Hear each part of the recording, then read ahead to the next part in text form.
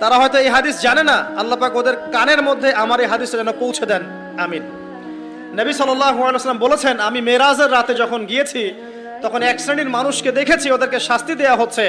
কি শাস্তি? জাহান্নামীদের রক্ত এবং পুঁজ ওদেরকে খেতে দেয়া হচ্ছে। জিবরাইল আলাইহিস সালামকে জিজ্ঞাসা করা হলো যে এরা কারা? তিনি বললেন, এরা আপনার উম্মতের সেই সব ব্যক্তি যারা মাদকদ্রব্য সেবন করত। আল্লাহ রাব্বুল আলামিন তার হাবিবের মাধ্যমে জানিয়েছেন, যখন কোনো মুসলিম মাদক সেবন করে বা কোনো ব্যক্তি মাদক সেবন করে তখন 40 দিন তার নামাজ কবুল হয় না। এরপর যদি সে তওবা করে তাহলে আল্লাহ পাক তার তওবা কবুল করবেন ইনশাআল্লাহ। যদি সে আবারও মাদক খায় তওবা করার পর, আবার 40 দিন তার নামাজ কবুল হবে না।